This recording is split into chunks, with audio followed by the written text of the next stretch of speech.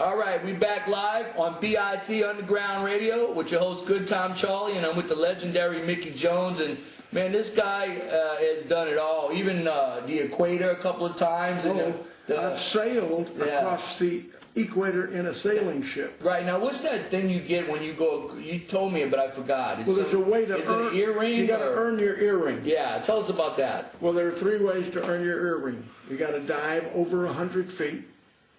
You got to cross the equator in a sailing ship, and you got to circumnavigate the globe. And I've done all 3 of them. Wow! So you did the diving too, huh? Oh, my deepest dive is about 180 feet. Wow! And I got pictures of me sitting on the hull of this old Dutch sailing ship that sank just off of the island of Raiatea in Tahiti. Now you grew up in Texas, right? I grew up in Texas. And the water's like Louisiana, nice and warm, so you can. A lot of kids. Water's always cold to me. Oh, really? Yeah, I wear a wetsuit when I'm in the ocean. But you learned a lot of swimming when you was a kid. Oh yeah, in Texas. I was a good swimmer. A lot of water. And I took a NAUI certification course to learn to dive. Because if you know, it's one thing to pay attention in school, which a lot of us didn't, but it's another thing to pay attention in school when you're going to learn to fly an airplane. Yeah. Or you're going to go diving. Right. Scuba diving. Pay because attention. You can kill yourself real easy. A lot of people don't understand. Do you know what an atmosphere of pressure is? I'd be lying to you if I told you I did. 33 feet is 1 atmosphere. And when you go from sea level to 33 feet, your lungs are compressed to half their size. Like the bends or whatever it's called? Well, no, that's another thing. I'll tell you what that is. But your lungs are compressed to 1/2 their size. If you go another 33 feet, that's 2 atmospheres of pressure. Your lungs are now compressed and they're 1/3 their size. Wow. You go another 33 feet to 99 feet, that's 3 atmospheres of pressure, and your lungs are 1/4 their size. So if your lung is this big, look at it as a balloon. Your lungs are now this big at 99 feet, and you only have a certain amount of time you can spin there, otherwise you will get the bends, which is a pneumothorax. Yeah. Your lungs will explode. Well, as you go up, they go just like a balloon. If you take a balloon to 33 feet, blow it up to this big, and now you go to the surface, the balloon's going to expand and explode. Your lungs will explode, and you'll die. So it's very important that you learn, truly learn, because your life may depend on it. And I was very lucky, man. The guy that just called a few minutes ago, he and I certified together. I dived all over the California coast, Hawaii, Tahiti, Fiji, Australia. So I've been diving all over the world, and I absolutely love it. Was that Gary? Yeah. I absolutely love it, but I haven't dived in years now. Because now, who taught you how to ride? Who was your first people that went on the motorcycle? That's a great question, because nobody taught me. You just got on, huh? No, one of my best buddies. I was in high school, and he had this motorcycle, and it wasn't a big Harley or anything. It was just a little motorcycle. Yeah, that's all I.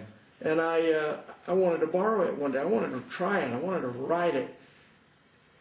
Go ahead, take it out. So I took it out, and I went to see a couple friends, and I thought I was, like you say, too cool for school. Yeah. Man. Riding 2 wheels around town. I absolutely loved it. And I was about to go home and take it back to my buddy, and it started drizzling, and it started raining. And I thought, I need to get this thing home. And red light came up, big intersection. The front brake thing? Well, I hit the back brake. I didn't even know there was a front brake in those days. That was my first time to ever get on 2 wheels. So I just stomped on the rear brake. Well, I locked up that rear wheel and took that thing sideways and just laid it down sideways. Luckily, I let the bike get away from me. My leg didn't get pinned under there. And the only damage it did is I bent the left foot peg up. Foot peg, yeah. And I took it back to my, I got it up, got it started. I rode it home with my left foot up on top of this peg. I got it home to the guy, and I replaced I put a new foot peg on it for him. So he was all good to go, you know. But we have those defining moments in our life that we fall off the horse, we either get back up and get on that horse, or we go, I'm not getting back on the horse. Yeah. And the same thing with a motorcycle. And I'm here to tell you, there are three kind of bikers. Those that have gone down, those that are going down, and those that are going down again. And I'm all three of them. Yeah. Because that's why I made a decision real recently. True statement. I do not ride in the rain anymore. Yeah. I rode from Oklahoma City to Memphis, Tennessee in pouring rain at 80 miles an hour on the Kyle Petty Ride Across America. Wow. But I don't do that anymore. Yeah. Because at my age, the rain is a little sketchy for me. Yeah. And I don't want to do it. I don't blame you. I'll drive my truck over, Yeah. but I'm not going to ride in the rain anymore. I was with a bunch of the guys from Milwaukee, Tony Pan, the first freedom fighter, and started a bait and all. Really nice guy, and they just used to ride in the rain. Except they were all on their really nice bikes with the windshield. Oh, yeah. And they had me on a Springer front end with no fender. Yeah. And the water was just, and I had goggles on, and both of them were filled up. Yeah. And I'm in the middle. So I had to keep up with them on, and you know the Milwaukee freeway. Oh, yeah. With all them rugged roads. And I was really scared. I was like, man. And when they pulled to the gas station, I was so happy to pull over to get gas. I didn't want to go, I was like, well, this is a good spot right here. But I mean, and what are you going to do? I mean, you know, you're supposed to be Mr. Macho Biker Dude. I know. And I was scared as a little girl. You know what?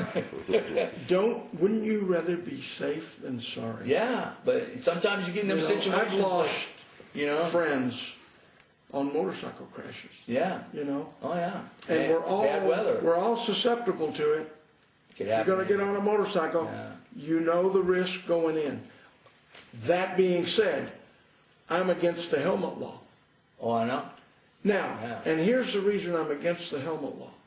Now I'm so used to wearing a lid now that I get on my bike, I'm putting my lid on. Right. And I don't think about it anymore. But when they first came out with the helmet law in California, I went, screw it. That's when I sold my knucklehead. Right. I'm not riding. I'm not putting a hat on to ride a motorcycle. And then when the deal came with Indian, they wanted me to become a celebrity spokesman for Indian Motorcycle. Yeah. I thought, maybe I'll put a lid on, you know, to take this deal. Right. Because the first deal was they gave me the motorcycle I wanted. They gave me all my leathers, my jackets, all my accoutrements, you know. They gave it all to me. Beautiful bike.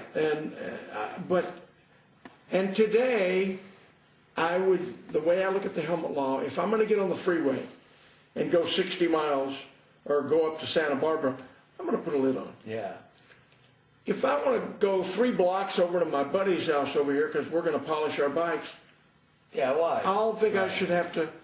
But then the other side of that is, and most people will tell you, I don't put my seatbelt on. I'm only going over 2 blocks. Accidents all happen right. All accidents happen close to home. Well, so we have to wear a lid.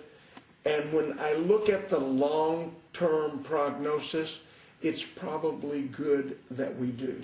Well, in my case, I don't mind wearing one, but it's got to be one of the ones that just go to here. Yeah. Because that's the problem with a helmet. I wear a turtle shell. To here, man. Because I got to have my ears. I got to have my ears. I want to know what's coming on the side. That's right. Of me. I don't want to wear I can't wear a full face. I can't wear one of those football helmets over my ears. It's got to be. I wear a little turtle shell. Yeah, and that's painted to match my bike. Yeah, you got a beautiful bike, man. We'll check it out later. Yeah, we'll check it out. Yeah, so hey, let's go into you're just a youngster from Texas. I want to do a shout out to Dillinger, my buddy Dillinger. Oh man. yeah, in Delaware. Just talked to Dillinger in Delaware. I got the photo on the way, and he's going to give me a call. We're going to email. We're going to set up a time to Skype so I can do an interview with him. So Dillinger, if you're still listening, all the good to you. Keep it on 2 wheels, brother. Yeah, 7 days a week he comes on my show and does and helps the other DJs and teaches them how to come on, the new ones that don't really know how to work the So stuff. what you're saying is Dillinger really has no life. Besides hanging out with us, no, I guess not. Well, I know he rides. Yeah, I'm gonna go meet him. I'm going to Baltimore February 7th and 8th, a big event out there. Oh, cool. Thunder Roads is bringing me out to sign autographs, and I'm finally gonna get to meet him and hang out with him Very over there. cool. So Very cool. in Maryland, Baltimore, Maryland. So When I talked to Dillinger, he said the right words to me. He said, I love Justified, and I love your character on Yeah. Justified. And that's been great. It is fun a great for me. show, It's man. a great show. yeah, I didn't even know about it. My wife had been recording it for the first season, and I never watched it. I never heard about it. I love the song. But I knew, yeah, I know. I love that song. You know what my wife calls that? Huh? Hillbilly rap. You know, That's a perfect title. that is. She calls it hillbilly It's rap. a catchy, man. As soon as I heard it, I tell my wife, I go, run that back. I know. She goes, what? Well, I want to watch Justified. I go, well, I know. I recorded off the internet the whole song. Oh, I love that song. It's a great song. I'd like to have that on my radio show. But yeah, it's great, man. Yeah, so I'll just tell you, my agent called me and she said, I want you to go down this address down in Los Angeles. You're gonna go in and meet the producers for a show called Justified. I went, oh, my wife watches that show. Okay, so I go down there and I do the thing and it goes okay. But they look at so many people, you don't know if you got the job. Right. About an hour later, my agent called me. I was in my truck coming home. She said, hey, you just booked a guest star on Justified. I said, really? She said, yeah. So I go I come home, I tell my wife, hey, I just got a guest star on Justified. She was up and down. She thought that was great. You got the hillbilly look. You got that. That's right, yeah. Because it takes place in Kentucky and Tennessee. And, Yeah. And so I went in and did the first show, and I liked it. And I was going back to the base camp to go home. And one of the producers came over and he said, you know you're back next season. I said, no, I don't. Nobody told me that. He said, no, we didn't kill you. So chances are, if we didn't kill you, you're back. You play a good part. And I'm going to tell you right now, I created your character, and I'm writing more for it now. You're back. I said, great. And he said the same thing at the end of season 3. Yeah. And after the first show, he said, you know why I fell in love with you? When you came in and auditioned, I love the way you said Memphis. I said, well, that's the way I say Memphis. I don't say Memphis. Yeah. I say Memphis. Memphis. Yeah. Memphis. You got to say it like It's a Southern Elvis. thing. You got to do it like Elvis did it, or it don't count. Yeah. And he said, well, you did it right. You got the job. Yeah. So thank you, Memphis. I hate it when people go, are you from New Orleans? And I go, no, I'm from New Orleans. New Orleans. But hey, the guy that They don't get it. They don't know, though. Yeah. Because if they just never been there and they look at it in print, it looks like New Orleans. Yeah, New Orleans. They New put the Orleans, leans in. yeah. And that one kills me. I don't care if they say New Orleans. I just say New Orleans. Well, we say it as one word. But New Orleans, okay with me. But Yeah. New Orleans is like, that's fighting words. That's you know? that's a little sand under the saddle. The main character that plays in Justified, he was in another show on HBO, Deadwood. Yeah, he was in Deadwood. He played the original guy from the sheriff, who I read a thing on that. I couldn't read that good, but I got through it a little bit. That guy really did have crazy eyes. Yeah. The real original sheriff guy from Oh, Deadwood. is that right? Yeah, that was his thing. He had these really nutty eyes. And that guy, he took that over to Justified. He still got those. Yeah, he when he gets ready to shoot, if he's got his gun out, Yeah. and he says to you, don't move that left hand. Yeah, you're dead. If you move your left hand, he's going to go pop, pop, pop, Yeah. pop, just like that. He will put an end to this right now. Yeah. And I haven't met him Yeah. because I haven't had scenes with him. Right. And I'm hoping I don't because he may kill me. No, I think you guys would be good friends. He seems like that kind of guy. Well, it's possible because even though I'm on the other side of the law, Yeah.